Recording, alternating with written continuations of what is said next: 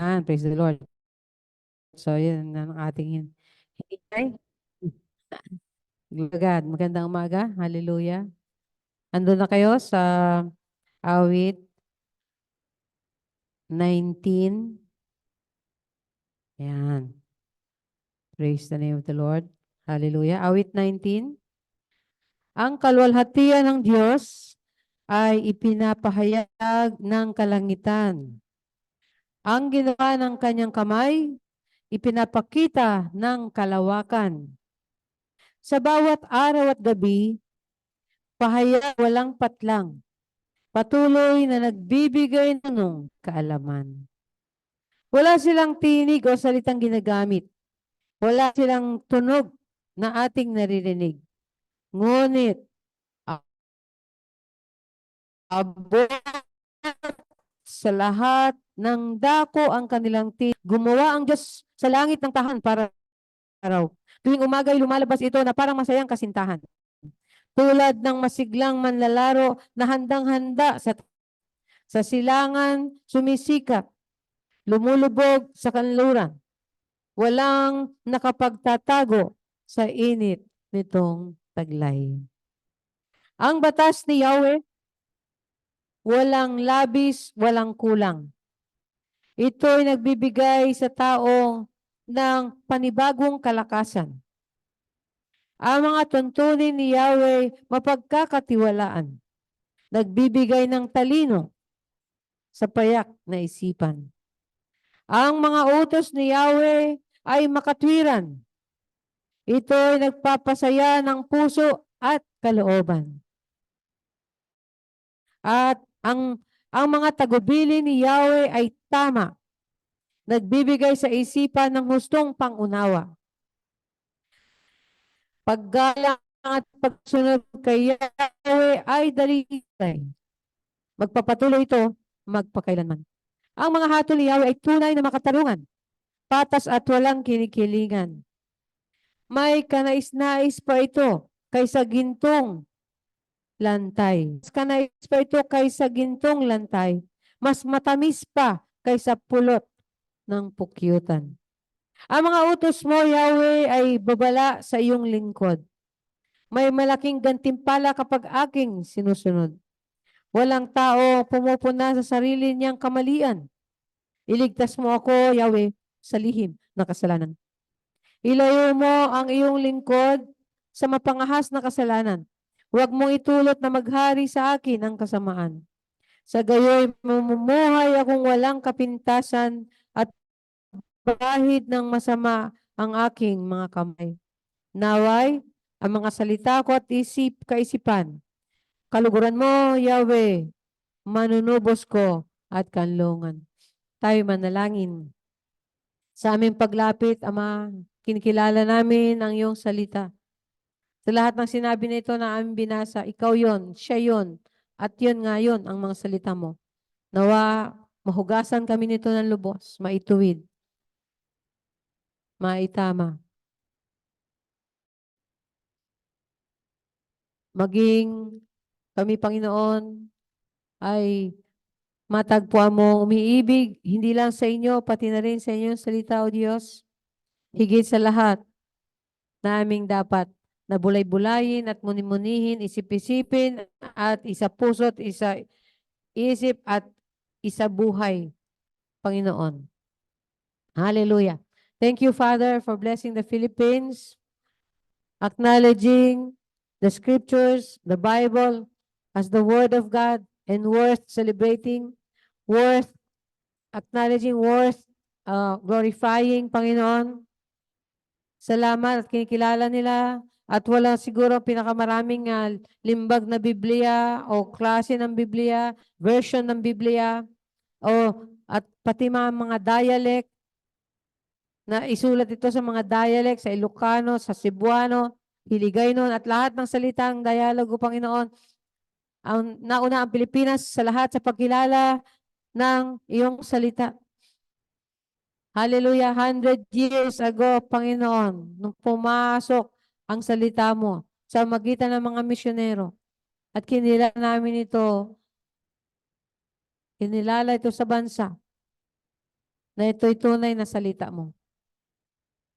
In-acknowledge ng buong Pilipinas na ito ay galing talaga sa inyo, Ama.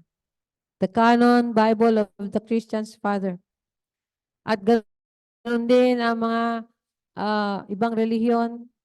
Talagang kinikilala na nila ang Biblia, ang nalimbag na ito at nabuo na ito na compile na ito na Biblia, Panginoon, bilang iisang salita mo sapagkat kinasihan mo nga ito, Diyos. It has been written by your own personal initiative, by your own personal guidance, by your own personal inspiration. Kaya nga, Panginoon, hallelujah, we bless you and we bless your word, Father. Bless us also as we continue to remember, Father in heaven, that you have given your word, the incarnate word, Jesus, and the written word, the scriptures, for us to guide us through the light, to be with us and strengthen us, to keep us in the light. Kaya salamat, Panginoon. Hallelujah. We give you glory. Purihin at sambahin ang pangalan mo. In Jesus' name, in Jesus' name. Amen. Amen. Amen. Magandang umaga po. Praise the Lord. At tayo makiisa lang tayo sa pagmuni-muni ng pag-awit ng Hillsong ng King of Kings. I-share ko lang ang ating host po, ano lang po ako, makipag-share ako. Na-disable ang aking sharing. Hello? Hello, kapatid. Ayan. Pwede na? Okay, salamat. At makinig lang po tayo ng video ng King of Kings para sa ating pagmuni-muni sa umaga na to. Praise the name of the Lord.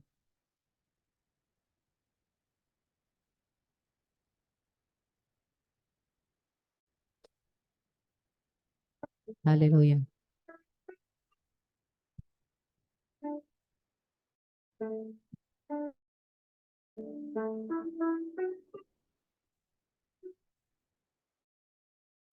In the darkness, we were waiting, without hope, without light, till from heaven you came running. There was mercy in your eyes to fulfill the law and prophets. To a virgin came the word from a throne of endless glory to a cradle in the dirt.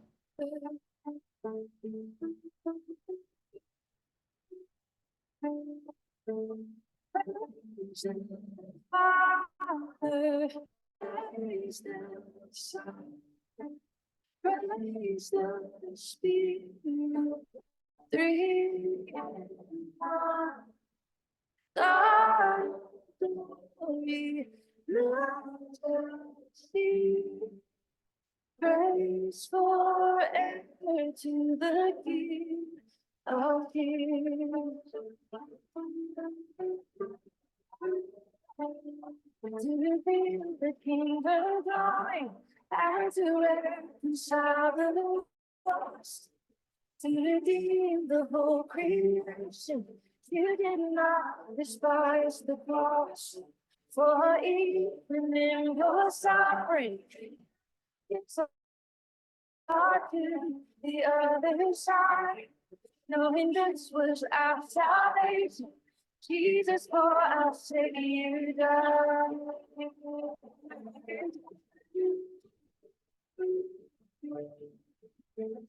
Praise the Father, praise the Son, praise the Spirit, sweet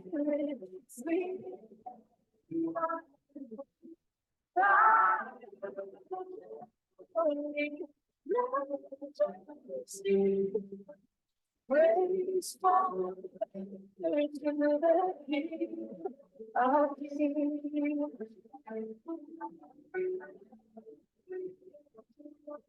And knowing that you rose, all of heaven held its breath.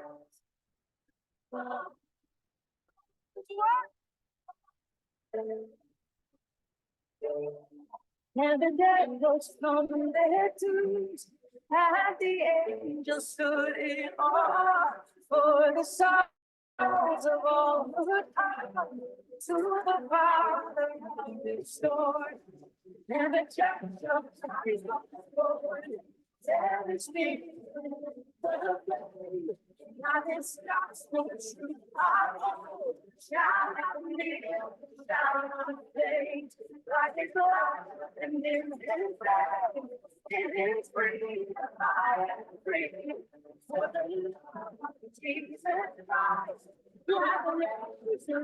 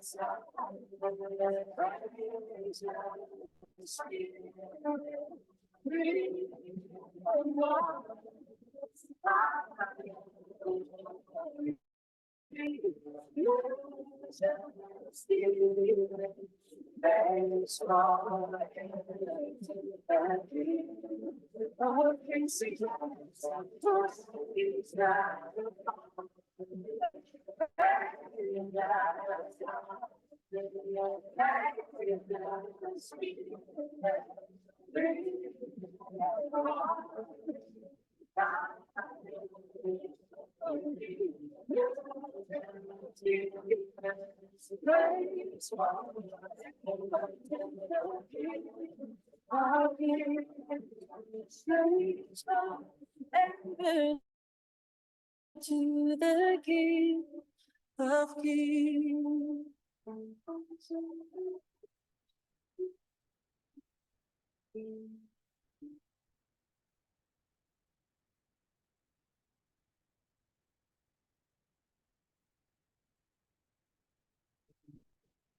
Praise the Lord. Hallelujah. Down on my knees again. Purihin ng Diyos at glory to God. Yeah. Ganda nung awit na yun, no? Talagang Trinity. Madami mga kanta dyan. Di ba yung binakanta natin dito? Yung praise to the Father, praise to the Son, praise to the Spirit, all three in one. Di ba? Hallelujah. Kasi concert yan. Oo, kaya ganon. Kaya huwag kang mainggit dahil madami sila. Kaya talaga madami ang Kristiyano sa Australia kasi. Sa Australia kasi talaga yan eh. At mas madaming born again sa Australia. Dito kasi mas marami pa rin ang Roman Catholic. No? Hallelujah. Glory to God. So, pagkatapos po niyan ay mayroon pa rin ako isi-share. Yung senior ko na sa Genesis 1. Ano? At pagkatapos po ay pwede nating muni-munihin yung i-ano ko ulit yung teaching natin sa scripture about the yun the scripture. So, share pa ulit ako. Pero bago po yun, meron po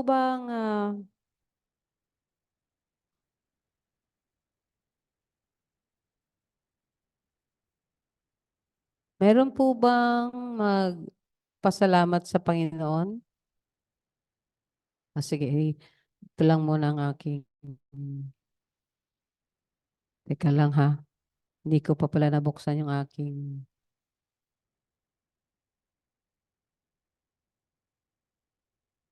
ayan, Genesis 1. Ganda rin itong eh. Yung senior ko ito sa ating group chat.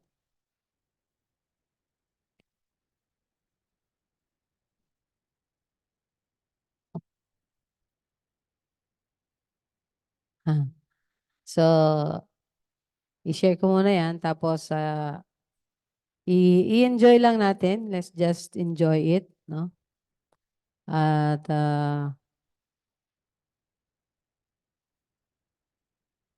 tapos, saka tayo mag-ano sa pasalamat sa Panginoon. Oo nga, sa pasalamat.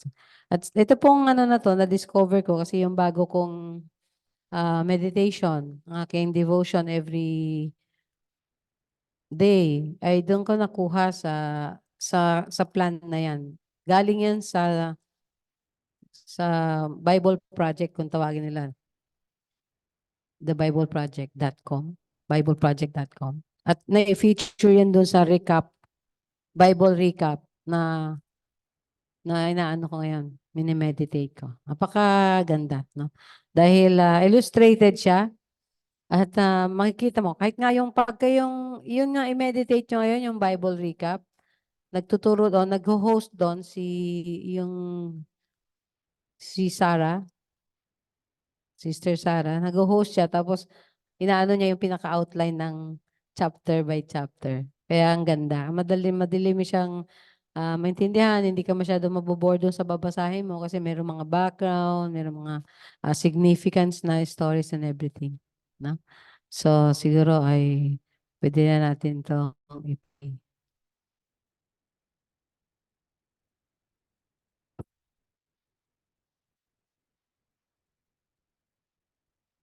The first book in the Bible is called Genesis. And we're going to look closely at the first page of the book of Genesis. It's a carefully crafted narrative about God creating and ordering the whole cosmos. Okay, let's check it out. Now, the opening line of the whole Bible is, "In the beginning, God created the skies and the land." Now, your Bible translation might say the heavens and the earth. In biblical Hebrew, the word for heaven refers simply to the sky above. And the word for earth does not mean globe, but rather the land. The ground below us. Right. This line is summarizing what's going to happen in the following narrative, which starts in the next line. And it reads, "Now the land was wild and waste." This phrase rhymes in Hebrew. The land was tohu vavohu, which means unordered and uninhabited. This is the ancient way of talking about the pre-creation state, what we might call nothingness. For the biblical authors, non-existence means having no purpose and no order. And the next line uses another image to say the same thing. And darkness was on the face of the deep abyss. What's the deep abyss? Yeah, it's a dark, chaotic ocean. It's another common way the ancients described the non-reality that preceded creation. Now, here's where things start to get interesting, because in the midst of those dark waters, God is present. And the Spirit of God was hovering over the face of the waters. The Hebrew word for God's spirit is ruach, which can refer to wind or breath or God's invisible presence. So you can't see it so that life can flourish. Yes, and this ordering happens in a series of 6 days. Each day begins with the phrase, "And God said," and then ends with the phrase, "And there was evening and morning." Yeah, every day addresses those problems introduced in verse 2, that there's no order and no inhabitants. So on days 1 through 3, God splits apart that unordered darkness into 3 ordered realms. Then, on days 4 through 6, God fills the uninhabited wasteland with creatures. Interesting. Let's see how that works. Okay, so the first realm of order begins with light on day 1. Ah, yes. Let there be light. This is God's own glorious light that fills and contains the darkness as he separates day from night. God's establishing the order of time. Okay. And then on day 2, let there be a vault between the waters to separate water from water. What's the vault? In the ancient culture of the biblical authors, the sky was perceived as a solid dome that holds back waters. God's depicted here as split the chaos waters in half, above and below, which creates the realms of the sky and the seas. And then on day 3, let the waters under the sky be gathered into one place and let dry ground appear. God is establishing the realm of the land, and it emerges out of the chaotic waters. And then there's a bonus creative act on day 3. God invites plants and fruit trees with seed to emerge out of the land. Okay, so we've got the realms of time, the realm of the sky and the seas, and the land. And they all have order. Right. Now, it's time to go back and all these realms of days 1 through 3 with inhabitants. This is what happens on days 4 through 6. So in day 4, Let these lights, the sun, moon, and stars, as signs and symbols that reflect God's own light. He gives them his own royal power to separate day and night. Then on day 5, let the waters swarm with living creatures, and let birds fly above the land. Yeah, these are the creatures that live in the waters below and those that fly near the waters above. Then finally on day 6, let the land produce living creatures. They emerge up out of the ground to live on the land. And then, matching that bonus act of creation on day 3, God makes a special land creature, human, or in Hebrew, Adam. Then God provides all of those plants from day 3 as abundant food. Now, over and over, God says what he created was good. But then, after making humans, God says that it is very good. Yes, humanity is the climax of days 1 through 6, and their importance is explained in the first poem in the Bible. So, God created humanity in his own image. In the image of God, he created them. Male and female, he created them. So humans come up from the ground like the other land creatures, but they're also more. They're God's image, which means that together, men and women embody and represent the Creator within his creation. God blessed them and said, "Be fruitful and increase in number, fill the earth and subdue it, ruling over the creatures." This is the purpose of being God's image, to oversee creation as God's partners and representatives in the world. Very cool. Now, after the 6 days, we get a concluding line that links back to the key words of the opening line. And so were completed the skies and the land and all their inhabitants. Except there's one more day. It stands outside the pattern of days 1 through 6. It's the big climax. And God completed on the 7th day the work which he had done. And he rested on the 7th day from all the work which he had done. And God blessed the 7th day and set it apart as holy. So God rests on the 7th day. This is a standard biblical image where God, after ordering the cosmos, comes to rest and dwell in his sacred space. It's like the whole world is a holy temple where God is with his people. Now that phrase, there was evening and morning, it doesn't appear on day 7. That's right. The 7th day has no end. That's because Genesis 1 is describing God's ideal vision for the whole cosmos. A place where God lives with his partners to rule the world in harmony forever. Yes, the 7th day is the goal of creation. It's actually so important that the author of Genesis 1 has woven the number 7 into every part of the story. There are 7 days of creation, 7 announcements that creation is good. There are 7 Hebrew words in the opening verse, and then 2 times 7 Hebrew words in verse 2.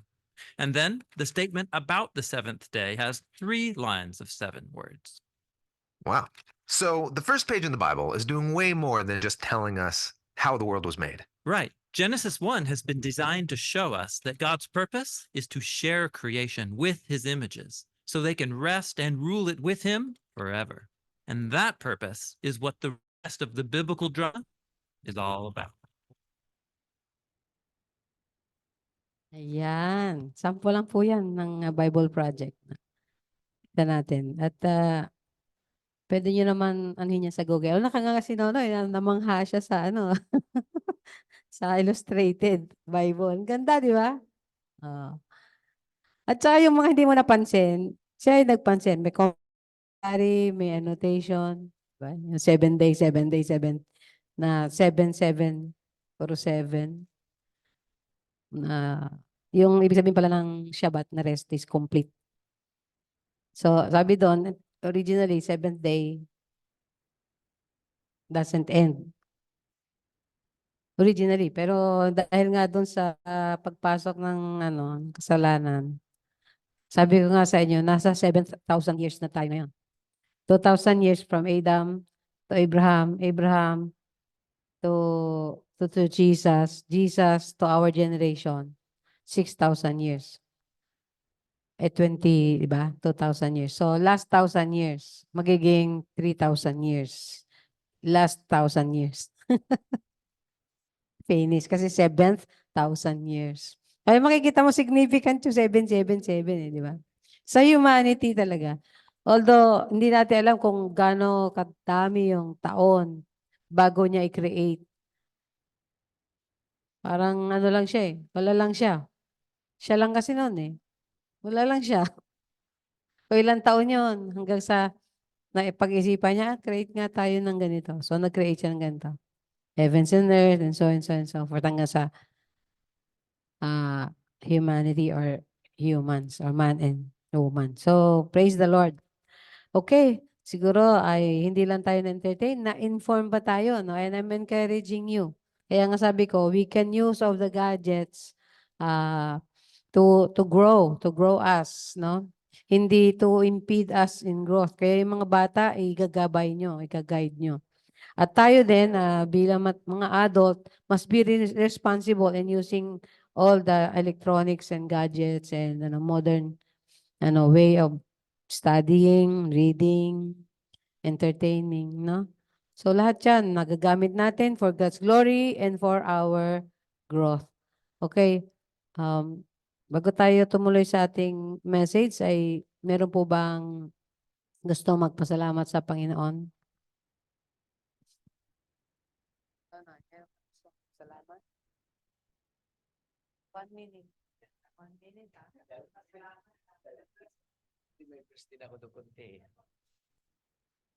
Purihin ang Diyos. Salamat sa Bible Month, Bible Week ngayon. Ang pasalamat ko lang kay Lord, yung nag-recite ako ng Bible, nakuha ko yung awit 1 verse 2. Sabi doon, nagagalak siyang lagi, magsaliksik ng banal na aral. Ang salita ng Diyos ay binubulay gabi at araw. Kung tustusin talaga, si Jesus nga nagbigay din ng time sa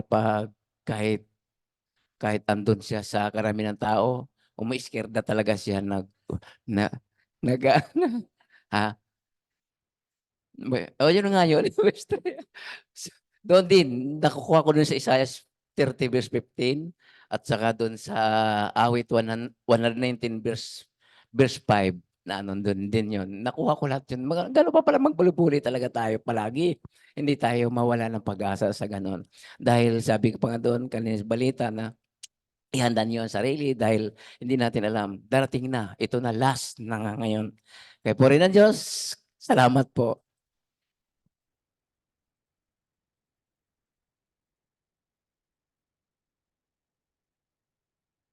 Nagpas. Meron pa po, mga kapatid? Pasalamat sa Panginoon.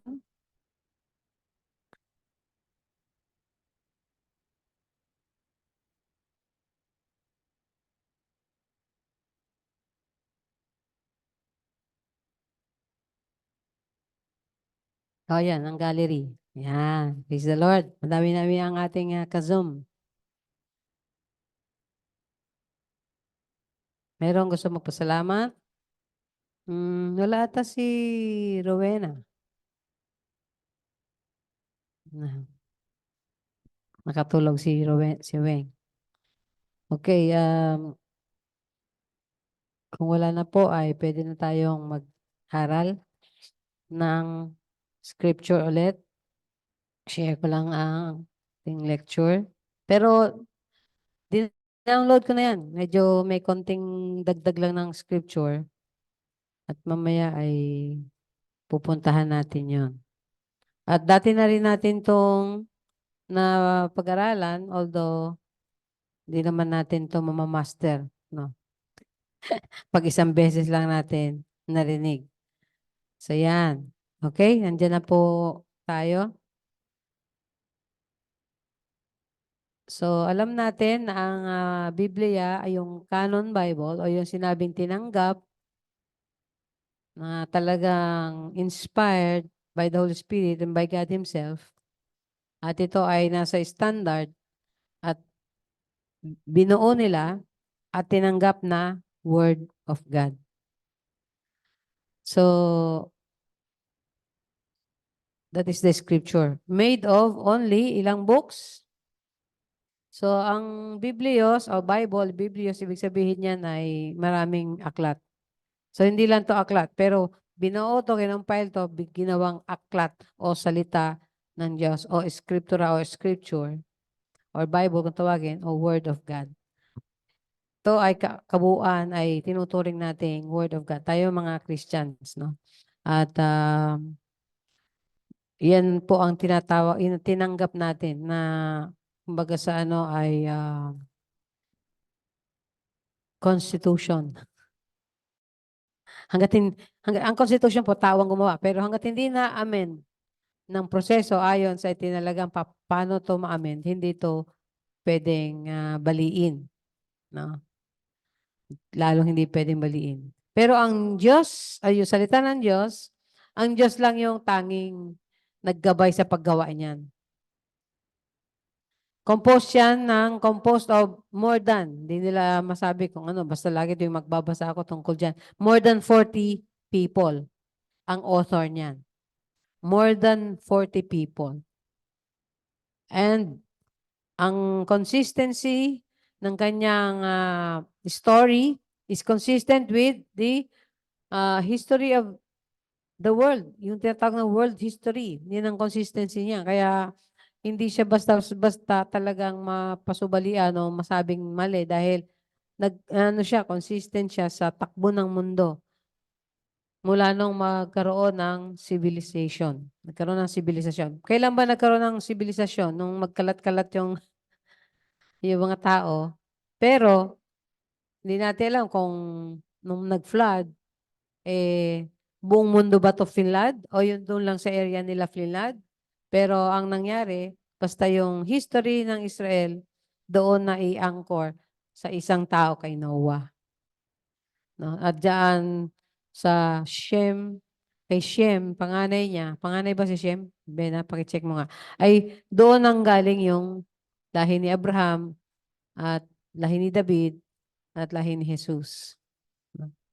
Actually, lahi ni Mary at lahi ni Joseph ay merong pinag-anuhan lang yan eh. May pinanggalingan na common tapos naghiwalay na gano'n. Tapos sa bandang huli, nagtagpo sila yung nag-asawa. Pareho silang both galing sa lahi na yun.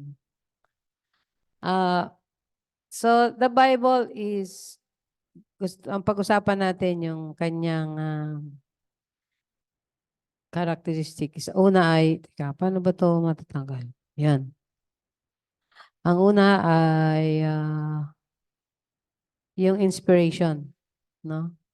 Alam natin na sa 2 Timothy 3:16, no? The all scriptures is inspired. Sa ibang version, God breathed. Hiningahan ng Diyos. Pag hiningahan ng Diyos, ang isang bagay, nagkakaroon to ng buhay. Kaya sabi sa Hebrews 4:12, that the word of God is active, no? And living. And life-giving. Dahil ito'y buhay, nakakapagbigay ito ng buhay din. Nakakapag-born again ng isang tao. Nakakapagbigay spiritual na life. Yung namatay na spiritual na buhay natin, na spirito natin. Pag dinanggap natin ang salita ng Diyos, pinaniwalaan sinampalatayanan at ganun din sa sinasabi at kinikwento nito tungkol kay Jesus, which is pagpalagay natin at sinasabi din ng madami na the Word of God, the written Word of God is Jesus Himself. And the incarnate Jesus is Jesus. No? Kaya lahat ng nakasulat dyan, it is all about Jesus. Pero kung hindi nagkasala sa Ebatadan, wala yun. Kasi tuloy-tuloy lang daw yun eh. Di ba? Nandun lang tayo sa magandang mundo na perfect. Dahil naputol, ayun. Doon naputol nung nagkasala ang tao, doon na, tungkol na lahat kay Jesus ang plano ng Diyos. Sabi, naputol yung relasyon ko sa tao, kailangan mabalik, kaya doon na-focus yung story. Meron pang isang video doon eh. Isi-share ko din yon sa ating GC. Yun yung pinaka-summary ng Genesis 1 to 11 ata yun. Kakatuwa. Mga dinownload ko mga 3 videos. So, it is inspired by God. No? Hindi pwedeng sabihin na tao lang nagsulat. Kung tao lang nagsulat, isang tao lang ba nagsulat? Hindi po, more than 40. Kung hindi sila kinasihan ng Diyos, iba-iba ang kwento. Pero dahil nga, kinasihan ng Diyos, may consistency siya sa stories. Pag sasabihin ng mga nagbabasa ng Biblia, meron nga hindi inconsistent eh. May mga reason po 'yon. Kasi siyempre, dahil nahaluan pa din ng paglimbag ng tao, meron tong iba-iba din na, may mga maliliit lang, minor na, na inconsistent. Pero it doesn't matter. It does not affect the truth. Hindi ito sumasablay sa katotohanan na gustong ipahayag. No? So, it is God-inspired. Number 2, ang katangian ng salita ng Diyos ay infallible. Sa meaning ng infallible o infallibility means not capable of making mistake or an error. Hindi daw po to pwedeng magkamali. Talagang walang mali.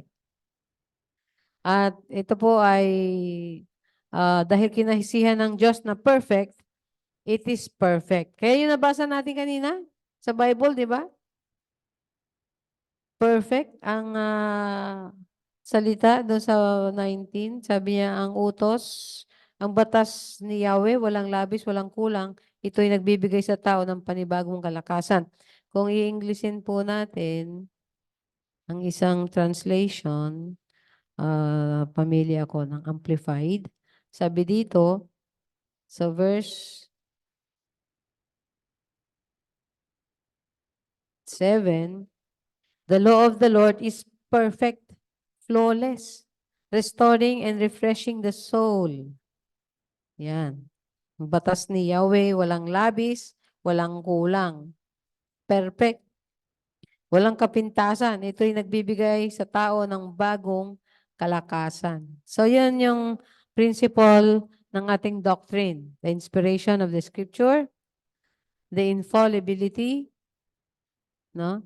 At yung inerrancy. Yung inerrancy daw, recently lang naman daw nadagdag yan. At kapag titignan mo sa dictionary, parang synonymous yan, dalawang yan. Pero sa konsepto ng paggamit ito sa pag-describe sa Bible, ang inerrancy means that the Bible is completely true, totoo, at tapat sa lahat ng bagay. No, hindi ito nambobola. Katulad natin, na bolero. At joker. Joker tayo eh. Pagka nahuhuli, joke lang naman. Ikaw talaga, bolero ka, sinungaling ka. Hindi, joke lang yun eh. Di ba? Joke lang. Pero sabi ng Bible, God does not mock. God is not mocked. Hindi mo pwedeng ganun-ganunin lang yon, baliwalain o insultuhin ang salita ng Diyos. No? Hindi mo pwede biru-biruin ang salita ng Diyos. No? Minsan, dinadaan din lang natin sa biro, katulad ng aking kaibigan. Pag yung sabi niya, di ba, love your neighbor. Sa Tagalog is mahalin mo ang iyong kapwa. Di ba?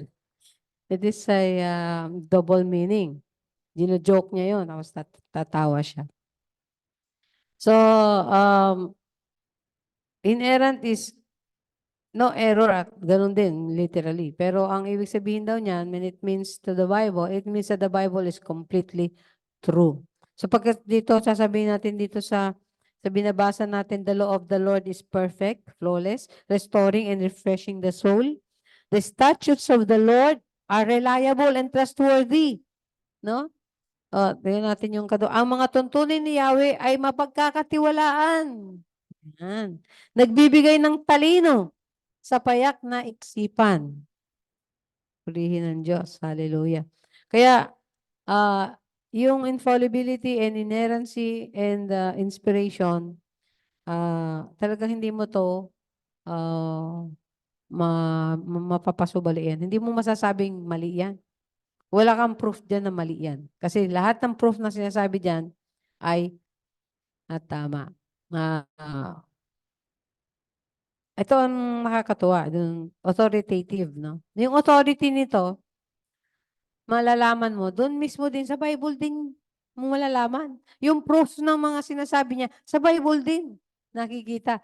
Yung explanation nga ng Bible, yung pinaka-commentary and the explanation of the Bible itself, pag may mga mahihirap na mga passage, nasa Bible mo din madidiscover yung ibig sabihin. Although, meron talaga din mga bagay na talagang undiscovered. Ano may meaning nun? Ba't ba nalagay yun doon? Mga ganon. No? Kahit nabasahin mo lahat ng komentary, parang iba-iba din yun. Merong mga maliliit lang na bagay. Pero sa kabuuan, the Bible is clear. No? Malinaw, maliwanag. Hindi lahat ng nakalagay dyan parable, di ba? Alam mo yung parable, yung parabola, yung merong gumagamit lang ng istorya pero iba yung meaning, parabola. Meron din, hindi lahat ng nakasulat dyan poetry o yung tula. Kasi ang tula, symbolism din ginagamit. Kunyari, katulad ng paru-paro, yung mga ganon, di ba? Katulad ng damo, yung mga ganon. Yung mga symbolism, ganyan. Oo, hindi lahat talinghaga, hindi lahat idioms, hindi lahat ay ano ba ang tawag term nila doon sa salita na yon. Hindi lahat ay ano ba ang tawag doon sa salita na yun? Nalimutan ko na. No, hindi lahat ganon. Karamihan nito is 80% plainly stated, plainly written. Kung ano yung sinabi yon. Yung sinabing, wag kang mangalunya, yun na yun. Wala nang ibang meaning yun. Pag sinabi nila, wag kang sumamba sa Diyos-Diyosan, nagawa ng tao, at nahuwangis ng langit at huwangis ng mga bagay sa langit at sa lupa, wag kang sasamba doon. Yun na yun ang meaning. Kasi there was a time na narinig ko. Hindi, ang ibig sabihin lang nun, ano, wag kang sasamba doon sa image ng hayop. Pero doon sa image ng tao, pwede naman. Kaya yon, kaya ina-accept nila na yung image nung, kunyari, image si Mary, image ni Jesus, image ano, ay pwede doon magdasal, pwede doon mag-address ng worship, pwede mag-bow down, no? So, nilalagyan nila ng ibang meaning. Pero sabing, wag kang lulukod, di ba, sa imahe. Wag kang yuyukod sa imahe na gawa ng tao na wangis ng mga bagay-bagay sa langit at lupa. So, hindi naman wangis ng mga tao, kundi wangis ng bagay-bagay. Ibig sabihin lahat ng bagay. At kasama tayo doon. Minsan kasi yung faith kasi ay based on what we see, pagka ganon. Pero kapag based on what we know about God, based on the Spirit of God, based on the Word of God, yun yung sinasabing magandang faith, may tungtungan na pananampalataya. Hindi yung based on things that we see and we hold and we wear. Ayan, mayroon akong cross dito. Hindi ako lalapitan ng aswang mamaya. Ganon. Di ba? Yung mga ganong pananampalataya. It is not based on things that sin and can behold. It is based on the eternal Word of God. The true Word of God. The inspired, infallible, inerrant Word of God. So, dyan nakabase. Kaya pag meron tayong mga duda, meron tayong mga tanong, teka, hindi yata nasabi sa Bible yun. Pero i-research ko yan. Titingnan natin kung nasabi yan sa Bible, kung may basihan yan sa Bible, at kung wala naman, huwag na natin pag-isipan. Di ba?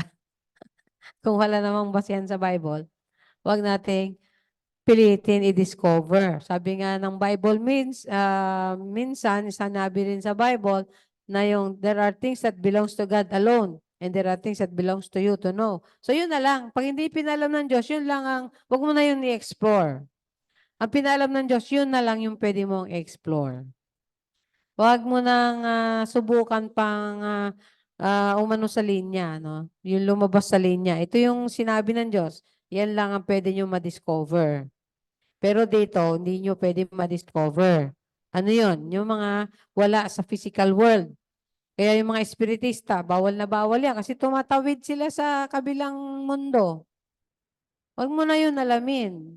Ano ba yun nasa patay na yun? Nasa naramdaman ng patay. Explore ko nga yun. Mga espiritista. Kaya bawal na bawal yun. Yung sa inyo lang. Explore nyo yan dyan sa world. Okay yung science, okay yan. Pero yung mga fiction ng science, hindi siyempre okay. Wala namang basis. Katulad nung galing tayo sa Unggoy naman. Ayoko naman yun. Di ba? So, yan ang authority of the Bible, no? It is the rule of faith. It is the rule of truth also. And rule of faith and human behavior and conduct and also of truth. Kaya nga yung inerrancy, it is the Bible is completely true, no? Totoo ba 'yon? Sabi isang kapatid natin, tama ba 'yon? No? Sabi, ano daw? Mahalin mo yung kapwa, mahalin mo ang yung kaaway. Tama ba 'yon? At saka yung sinabing, ay pag madami kang pagsubok, magsaya ka lalo. Ay tama ba 'yon? 'Di ba? Parang mali, 'di ba? Pero dahil naniniwala tayo sa authority of the Bible, inerrancy and infallibility of the Bible, and inspiration of the Bible, much more na dapat tayong maniwala, magpasakop, at tanggapin ito as it is. Tanggapin na yun. Talagang yan yung salita ng Diyos. No? Hindi ba tayo natatakot na inspired by God eh? Tapos basta mo na lang babaliwalain. No? Kaya nga dun sa aking meditation, sabi ko, ano bang pagko-consider mo? How do you consider God's word to you? For me, God's word is his love letter. So pag love letter, wag mong babaliwalain ng bawat salita diyan at pakahulugan diyan kasi love letter 'yan eh. Minsan nga kahit hindi 'yun ang sinasabi, 'yun na iniisip mo dahil in love ka eh. Di ba? Kasi totoo naman eh, love letter. Ibig sabihin, di ba mahal ka dahil sa pagmamahal ng Diyos sa iyo, sabi nga doon, no? Mahal ng Diyos, yung kanyang dinidisiplina ng Diyos, ang mahal niya. Kung ang Diyos nga, nagdidisiplina ng mahal niya, ikaw ba, paano ka magmahal sa pamilya mo?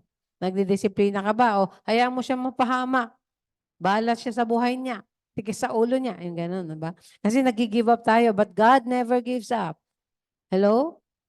And the love of God never stops.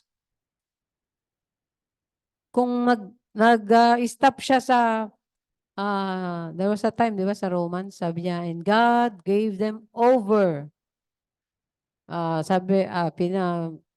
Parang iniwanan na sila dyan ng Diyos para lalo silang magpakasama.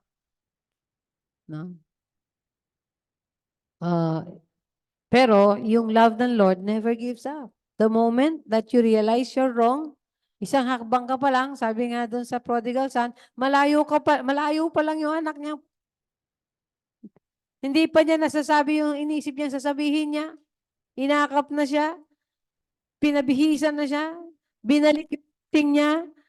Pinagbunyi siya. Pinagpatay siya ng guya. Wala pa nasabi. Tsaka lang niya sinabi, Ama, nagkasala ako. Patawarin mo ako. Tsaka lang yan sabi. Kasi yung unang hakbang, the moment na mag-decide ka, alam na ng Diyos yan. The moment na nag-decide ka na magre-repent ka, alam na ng Diyos. Hallelujah. Yan ang love ng Lord. Ang tawag dito,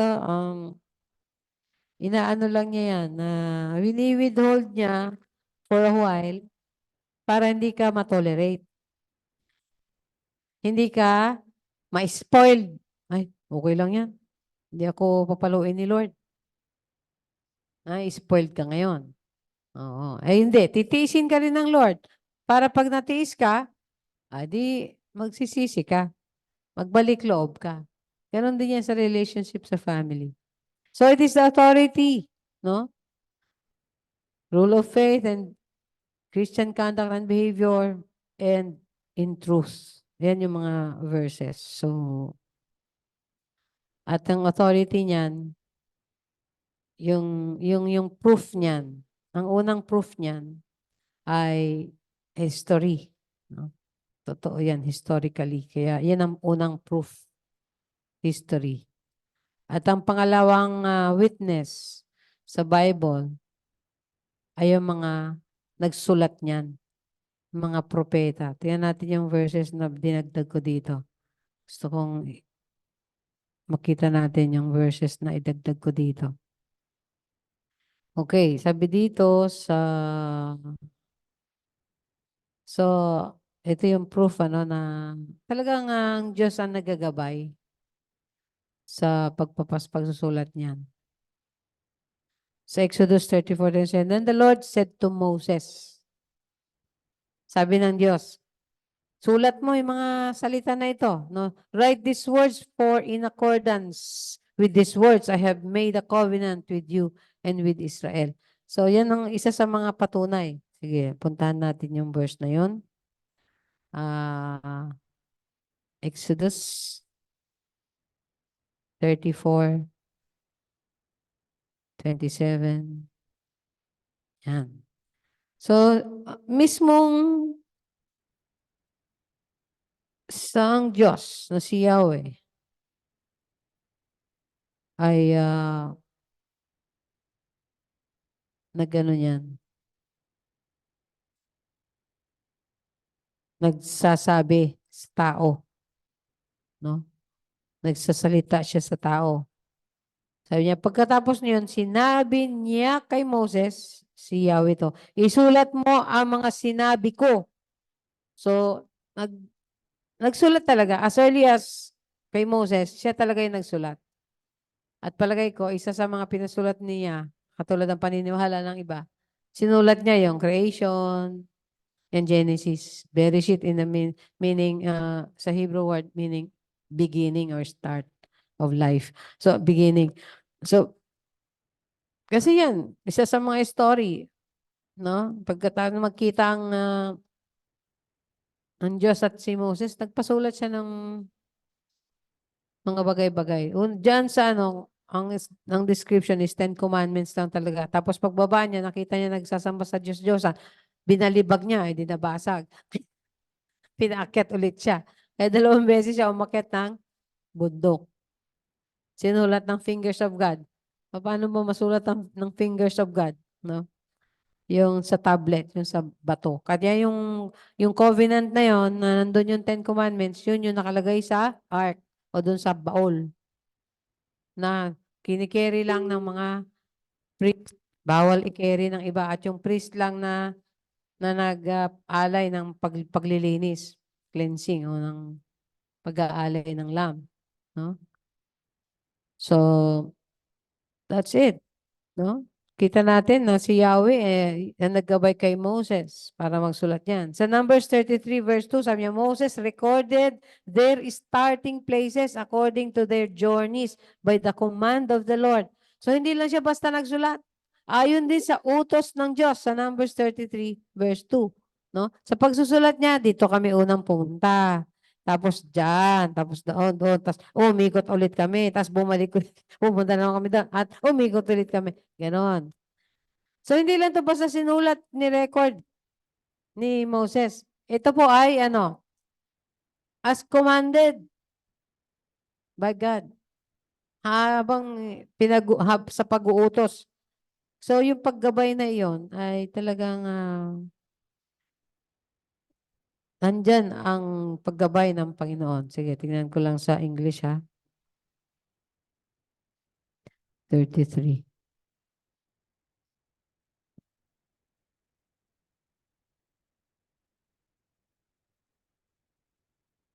Sabi niya doon. Ay. Hindi, naging 33. Yan, 33. Sabi diyan, ayon sa utos ni Yahweh, itinala ni Moses, ba't man naging Tagalog, ang bawat yugto ng kanilang paglalakbay buhat sa simula. Ha? Pansin ninyo? Talagang inutos at ginabayan. Sabi dito sa doon sa kabilang verse na inano natin, in accordance with these words, I have made a covenant. No? The Lord said to Moses, sabi ng Diyos kay Moses. Tapos dito sa pangalawang verse, although madami pa, a lot of verses, hindi ko na yan i-expound pa. Basta sinasabi ko sa inyo yung proof. Yung sa simula, andun na yung paggabay ng Diyos sa pagsulat ng salita ng Diyos. Dito, according to the command of the Lord. No? At alam natin kung anong history na dinaanan ng Israel. No?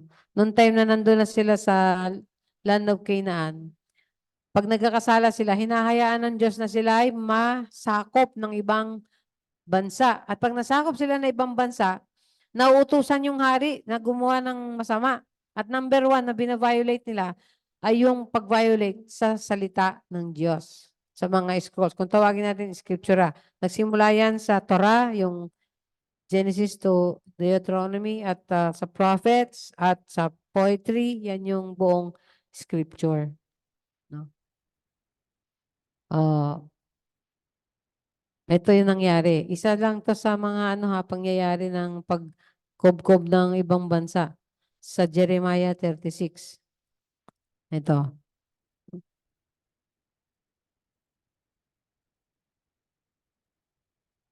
Lagay na. Sumunod tayo sa Jeremiah. Prophet yun, sa major prophet. 36. Sabi dito, ay, yan. Matapos sunugin ng hari, o biro mo, sinunog. Salbahe itong hari na to eh. Matapos sunugin ng hari ang kasulatan, biro mo, kasulatang ipinasulat ni Jeremias kay Baruch. Sinabi ni Yahweh kay Jeremias na ipasulat uli. Di ba? Papayag ba ang Diyos na sirain nila, wasakin nila? Kaya nga po, yung pinaka-manuscripts na pinaka-late na discovery, nandun sa mga banga, nakandun.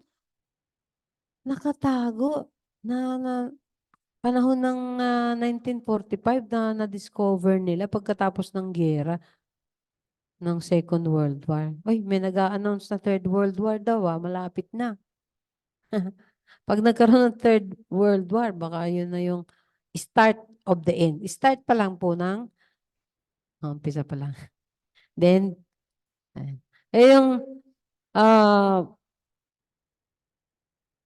nakita yung scripture na yon, kinumpare doon sa mga modern scripture na nilimbag. Kaya mayroong konting correction, tapos nakalagay doon sa baba, yung kung tawagin nila yung cave ng ano yung cave? Cave na yon, nalimutan ko yung pinag-aralan natin, tinuro ko sa inyo. Qumran Cave, doon sa may ilog ng Jordan, no? May mga caves doon na doon nakita ng mga Bedouins o yung mga lumalakad-lakad ng mga taga doon. Pero hindi sila Israelita, pero binenta kagad nila yon sa museo. Alam nila yung value. Kasi nung bato-bato siya ng cave ng ganyan, mababa yung lakaran kasi yun, ilog. Tonk! May tumunog. Ay, ano yun? Tapos pinuntahan nila, may mga scroll nandun sa banga. Biro mo yun? Hindi yun nasira. Pero yung panahon ni Jeremiah, this was 1,000, ano ba yung panahon ni Jeremiah? 600 ba o 1,600 o ano? Sige, check nyo. Bago yung panahon natin, no? Ito pala yung ginagawa, pagka ginawa na, sabi ni Diyos, iniutos rin sa kanya ni Yahweh na sabihin kay Haring Jehoiakim, sinunog mo ang kasulatan. At itinatanong mo kung bakit sinulat ni Jeremias na darating ang hari ng Babylonia, sisirain ang lupain ito at papatay ng mga tao at hayop. Kaya ngayon, ako si Yahweh nagsasabi sa iyo, Haring Jehoiakim, hindi siya naniwala sa propeta na sino man sa mga anak mo, walang maghahari sa trono ni David. Pero pinarusahan siya. Buong henerasyon, nabura yung kanyang lahi. Bakit? Dahil sinunog niya yung scripture. Pero sinunog niya, pinasulat lang ulit ng Diyos. Ang Diyos mismo nagsabi kay Jeremias na propeta, ang Jeremias. Diba? Kaya nga, masabihin natin, meron ba talagang nagtagal ng mga scripture? Yung mga scripture, panahon ni Jesus, scripture na yan. Sabi nga nila, may canon na yan. It's already a pre-canon Bible. Ibig sabihin, tanggap na ng mga Hudyo na yan ay talagang salita ng Diyos. Kaya yan na yung binabasa nila sa temple. Mga Psalms, mga poetries, mga prophets. Di ba kinukote ni Jesus yung Isaiah? Kinukote niya yung mga Psalm, kinukote niya yan. Kaya nga, hindi mo ay, yan na pala yung tinanggap na nila as scripture. Pag sinabi scripture, yan yun. Kaya, yung buong yun, yung Old Testament, na ano na lang yun, nabuo na buo. Pero buo na yun, natanggap Pero mula noon, panahon ni Jesus, that was 2,000 years ago. At sila ay nasa ilalim ng Roma. Sa palagay nyo ba, yung Bible, hindi ikukurap yan. Kinurap yan ng Roma. Kaya nga yung huwag kang sasamba sa Diyos-Diyosan, inalis nila yan sa Ten Commandments. Kaya mag-ano kayo ng Bible ng tanggap ng Roman Catholic, yung tawag na merong canonical book. Sa Exodus 20, inalis nila yung verse na huwag kang sasamba sa Diyos-Diyosan. Sabi niya kasi hindi consistent sa practice nila. Ay, wag, tanggalin natin. Imbis na silang magtuwid, yung Bible ang pinakialaman. Aburahin natin. Di ba minsan binibiro kayo, o hindi kayo naniwala doon, aburahin ko. Di ba? Sinabi ng Lord, wala na kayong dadagdag dyan, wala na kayong aalisin dyan. No? It has been established. Kaya ito yung isa sa mga proof na itong Bible, mula pa noon hanggang ngayon, ay talagang iniingatan ng Diyos yan. At sino ba naman sa ikaw bilang Diyos, ipababayaan mo na yung tinalaga mong love letter sa mga tao, wala, ma-annihilate o mabura sa mundo. Hindi papayag. Hindi papayag. Tayo, pag may love letter, sunugin lang natin. Wala na. Pag sinabi mo, ano yung sinabi mo nun? Hindi ko na matandaan. Pero just siya eh. Sovereign siya. Powerful. All-knowing God. Kaya, kung ikaw yung naniwala sa Diyos, sasabihin nila, tao lang naman talaga sumulat yan. Naman, tao. Pero yung una, ang Diyos kaya, fingers of God kaya yung una na nagsulat, panahon ni Moses, fingers of God doon sa Mount, ano ba yung Mount na yun? Mount Moriah? O Mount Sinai? Mount Sinai. O, di ba? Buti, medyo may utak pa ako. Di ba, Jeremiah? Take again the word of the Lord. Then the word of the Lord came to Jeremiah after the king had burned the scroll and the words which Baruch had written at the dictation of si Jeremiah nag-dictate saying, take again another scroll and write on it all the former words. Pero sulat ulit. Haba kaya yun. Tapos scroll pa yung susulatan mo. Hindi pa paano yan. Nakadapa ka dyan. Sulat. Sulat. Walang papel, scroll Tapos i-rolyo. Di ba? Ang galing ni Baruch, escriba yan. Napakalin na escribare. Scribe siya. No? So, yan yung sinasabi natin na authority of the Bible. In Matthew 5:7, tingnan natin dito. Ito, so ang nagpatotoo ay mismo ay ang salita ng Diyos. Pangalawa, nagpatotoo, mga propeta. At ang pangatlong magpapatotoo, syempre, yung mismong kinikwento dyan. Sa 5:17, Matthew 5:17.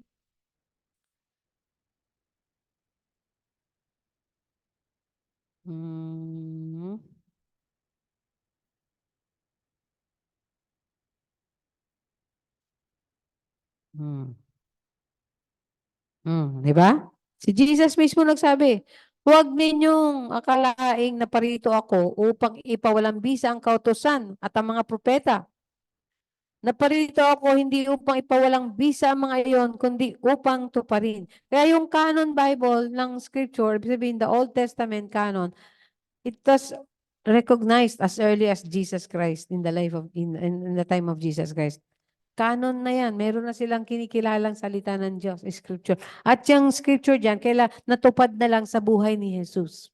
Kaya yung buhay ni Jesus hanggang sa mga turo niya, ang nagsulat naman dyan ay yung mga disipulo niya, apostol niya, at mga first and second apostles niya.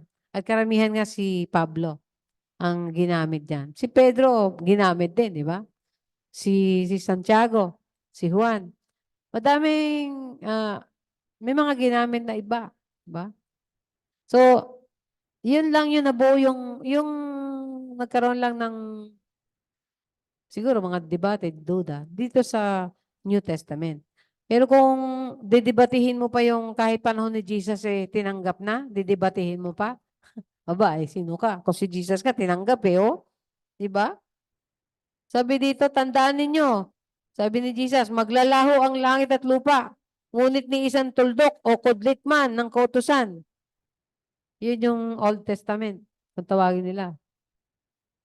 Yung kautusan is the Torah o yung law ni Moses. Ay di mawawalan ng bisa hanggat hindi natutupad ang lahat. So that is the law, the prophets, and the poetry or psalms. Yan yun, buo. So, tatlo ang nag-witness. The Bible itself, the prophets, and Jesus Himself, the incarnate Word of God. Yung salita ng Diyos na nasa katawan, nasa laman, the flesh. No? At yun din naman sinabi sa Lucas 17. Purihin ng Panginoon. Siguro naman tayo pinagpala ngayong umaga na to. Sabi na namin nung nag-Bible study kami ni Rowena at minunin-muni namin yung 2 Timothy 3:15-16. No? Ano ang nagagawa ng salita ng Diyos? It is good for, beneficial for, teaching or instruction, rebuking, correcting, and training of righteousness. No? Training. So, kung may iwanan kayo, at sabi doon sa Deuteronomy, lahat ng mga salita ko, ituro nyo sa mga anak nyo. Isulat nyo sa hamba, isulat nyo sa dingding, isulat nyo sa noon nyo. Ilagay nyo sa bewang nyo. Pintas sa liig, o turo nyo sa anak nyo. Para yung anak nyo, anong gagawin? Ituturo din ito sa mga anak nila. Kaya kung tatanungin kayo, kung meron kayong gustong ipamana sa mga anak nyo, ano ang number 1 na gusto nyo ipamana?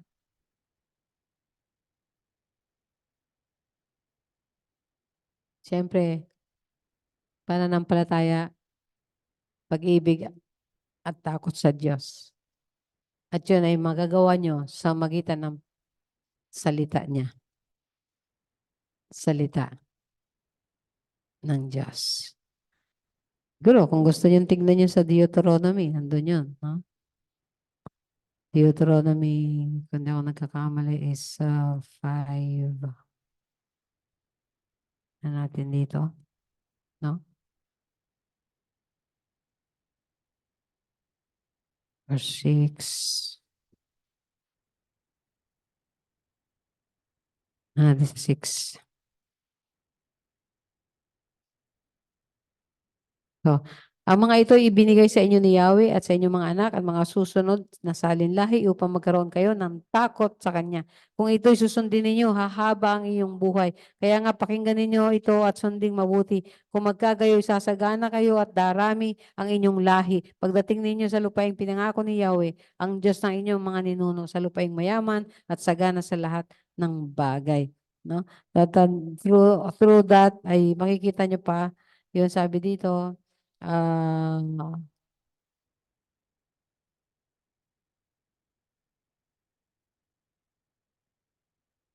pa ba? Tungkol sa salita niya.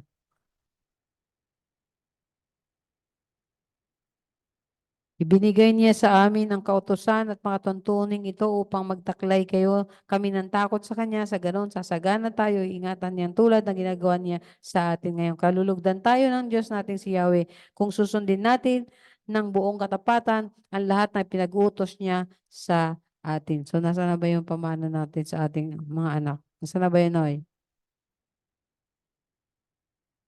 Yan. Sa verse 4. Pakinggan mo, O Israel, si Yahweh na ating Diyos, ang tanging Yahweh. Ibigin mo si Yahweh na yung Diyos ng buong puso, buong kaluluwa at buong lakas. Ang mga utos niya ay itanim ninyo sa inyong puso. Ituro ninyo ito sa inyong mga anak. Pag-aralan ninyo ito sa inyong tahanan, sa inyong paglalakbay. Kaya nga meron tayo OHB, pag-aralan sa tahanan. Turuan niyo na yung mga anak niyo. Nasaan na yun? Once a week lang, every Friday, i-meet ninyo. Prayer and reading the word and meditation. Ituro ninyo ito sa inyong mga anak. Pag-aralan ninyo ito sa inyong tahanan, sa inyong paglalakbay, sa inyong pagtulog sa gabi, at sa inyong pagbangon sa umaga. Ipulupot ninyo ito sa inyong mga kamay bilang tanda. Itali sa inyong noo, isulat sa mga hambaw ng pintuan ng inyong bahay at mga tarangkahan. Ito yung mga bilin sa Israel. Siguro man bilin niya rin sa atin kasi yung Israel, wala na eh. Tayo na ipinalit. Ano yun? Church of God na ipinalit. Wala na yung, tsaka na siya pag uwing ikot ng gospel. Hindi na siyang ginagamit sa ebanghelyo at sa blessing ni Abraham. Hindi na. Ginagamit na yung church ni Jesus. Iglesia ni Cristo na tunay. Hindi yung iglesia no Cristo, kundi iglesia ni Cristo. Ayan. Yung INC pala is iglesia no Cristo. Tayo ay iglesia ni Cristo. Kasi hindi sila naniniwala kay Cristo. Eh, ba't sasabihin nila iglesia ni Cristo? Hindi naman sila naniniwala kay Cristo bilang Cristo at Diyos. Panginoon at Diyos. So, ang tunay na iglesia, ang tunay na gagamitin, at ginagamit ngayon, no? Sabi sa, kung di ako nagkamali, ay Matthew 21 verse 43, dahil hindi na kayo namumunga, ibibigay ko na yung kaharian ng Diyos doon sa mamumunga, sa ibang mga tao na namumunga. Sa Pilipinas, amen. Praise the Lord. Praise the Lord. Dahil ang Pilipinas, ang talagang hanggang ngayon, walang sawa sa pagkilala sa salita ng Diyos at pangangaral ng salita ng Diyos sa lahat ng bansa. Kaya nga po, niloob ng Diyos na lahat ng tao, madaming Pilipino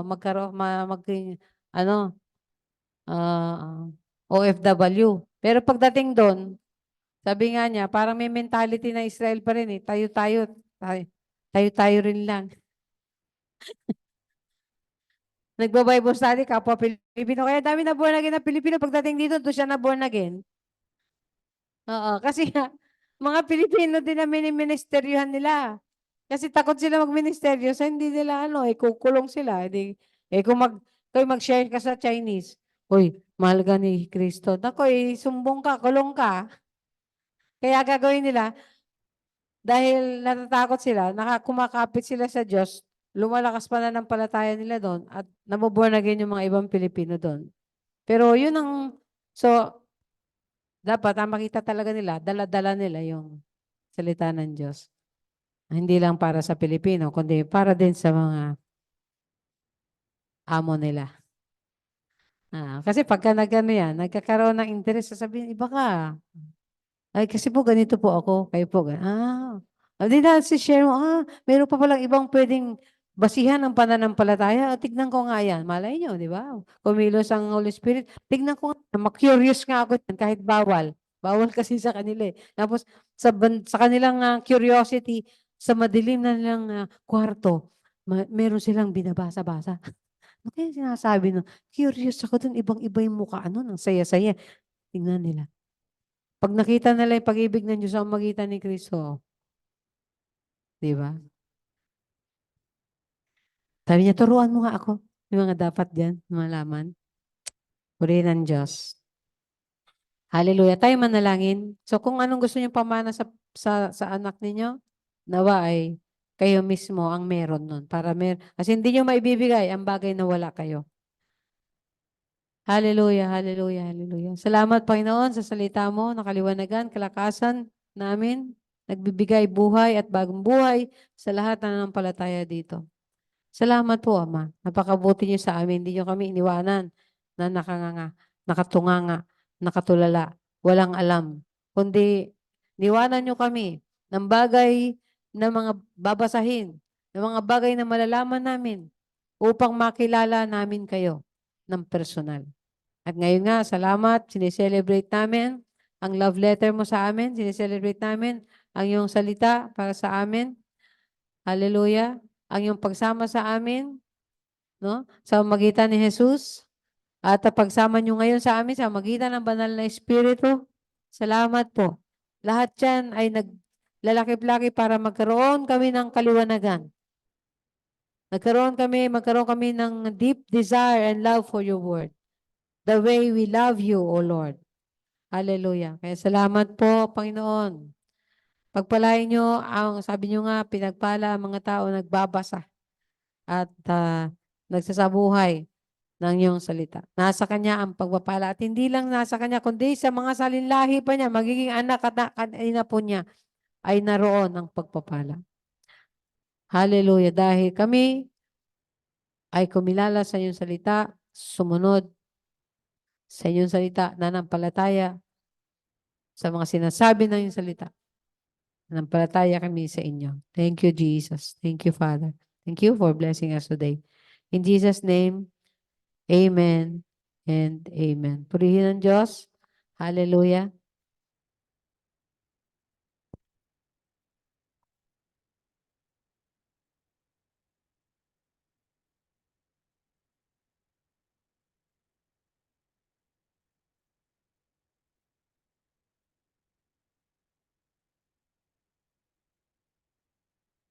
Purihin ng Diyos, salamat natapos na natin pag bulay-bulay, salita ng Diyos, purihin ka. Tayo manalangin.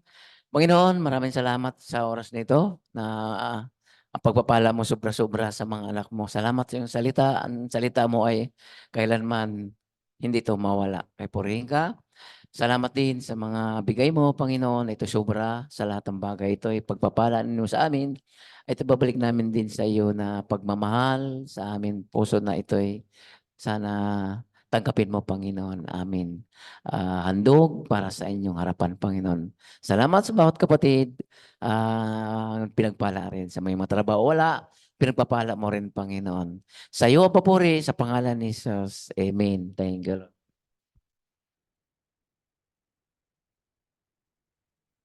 Praise the Lord. Paalala ko po sa inyo, sa inyong giving, hindi lang po tithes and offerings, pati po para sa ating monthly OMG or One Mission Giving. Ito po ay niling ko na mag-commit kayo ng 20 pesos every week or every Sunday. So that will be 80 pesos for a month. At pwede rin naman gawing 100 a month. Pwede rin pong above. As the Lord, sabi nga convicts you, no? As the Lord touch you, as the Lord enables you. So, praise the Lord. At yan po yung ating mga nandyan po sa chat, mga messages ng ating mga dapat ano. At, siyempre, next Sunday ay ano po? Next Sunday is be our first Sunday of the month. At gusto kong malaman ninyo, ang first Sunday of February, ayan po ang ating anniversary ng Lord of Glory. Although hindi tayo nasi-celebrate, dahil lagi naman natin siya-celebrate, Sunday. Minsan kasi ang celebration is gastos lang. Pero I encourage you to come dahil anniversary natin. And siyempre, gusto nyo makiselebrate ng personal, hindi lang sa communion, at makiselebrate din kayo. Baka makisa sa celebration at saka pwede din po kayo magdala ng anything to share with. No? Anything to share with para sa ating fellowship. Kung tutusin po, ay kahit pupugak-pugak ang ating church, handap-handap, sabi nga ni Nonoy, hindi na mamatay. Buhay. Buhay, buhay. Na? Ito po ay, ilang taon na? Ne, 22 years po tayo. 22 years po sa Montalban. 2002. Nag-start ang formally ang tsaka dedication ng church na to. Sa baba pa tayo nag-church noon.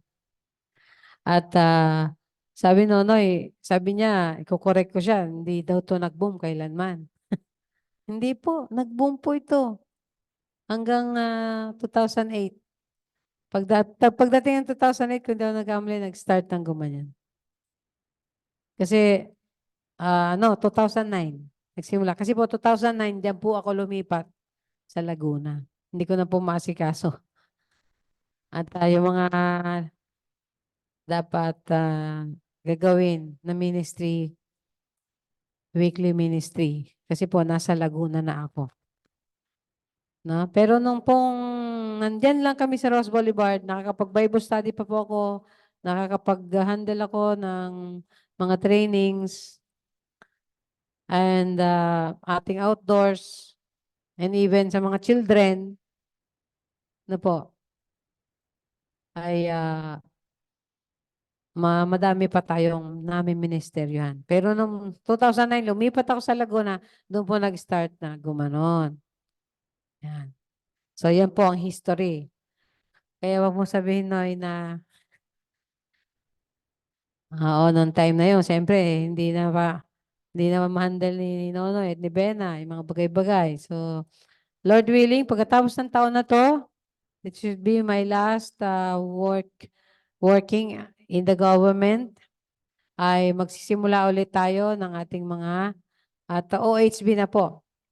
So, malate lang tayo ng 2 years kasi nga wala ako at Zoom ang ating OHP at hindi ko naman kayo ma-encourage na umattend every Wednesday ng 7 o'clock, no? Ay, Lord willing, meron tayong mapuntahan ng actual simulan. Maganda din mag-start din sa Burgos kasi nandyan lang. Pagkatapos, Lord willing, makastart din tayo sa akit ng Burgos doon sa Litex at doon sa dating pinanggalingan natin. Lord willing. Sama-sama niyo lang sa panalangin. Sama-sama lang sa panalangin. Bago tayo tuluyan kunin ni Lord. Na?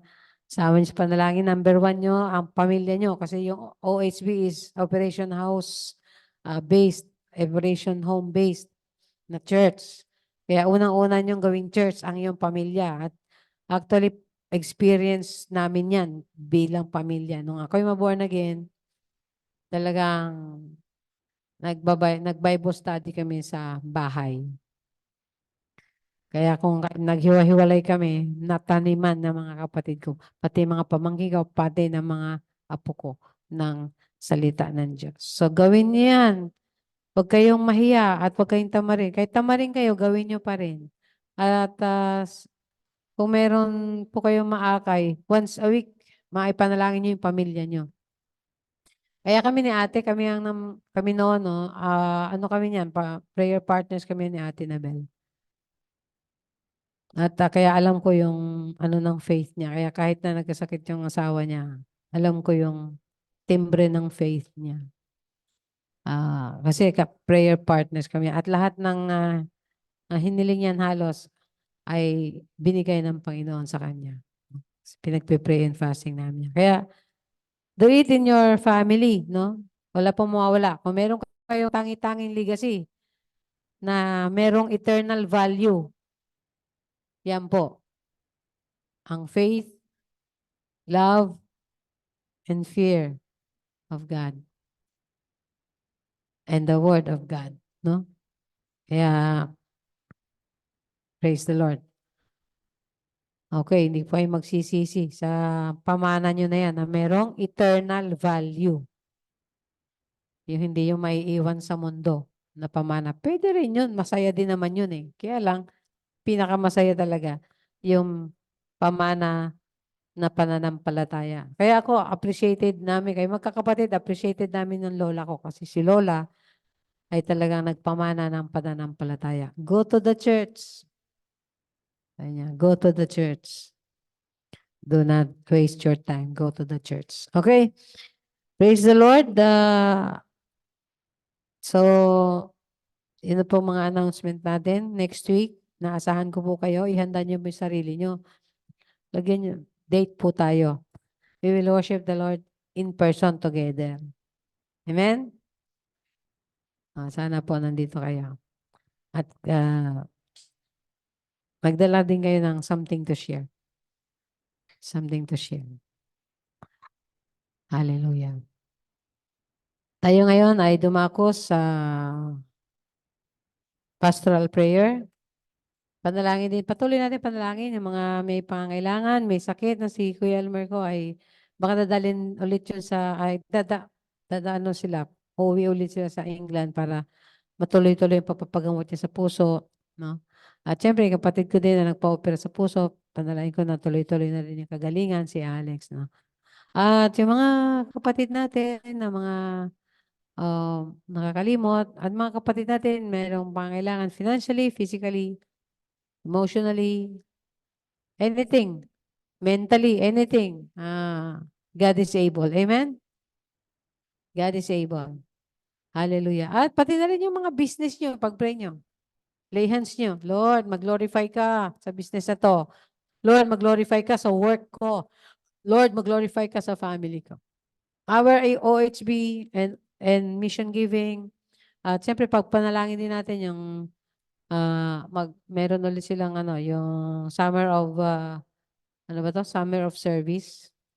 Nag-ano yan, 1 month nag-house sila para magtayo ng church doon. Yan, pag-pray natin yung mga plano ng district. Kung ito'y plano ng Diyos, magpa-prosper. Kung hindi naman, igabay sila ng Lord. Yung ating mga district officials na makita nila yung plano ng Lord. Kung ano yung mga paraan ni Lord, plano ng Lord, na mga dapat nating inuuna. No? And siyempre, ayon sa mission and vision ng ating organization. Tayo manalangin. Father in heaven, we come to you. Salamat. Open ang throne of grace nyo and mercy because of Jesus in our hearts.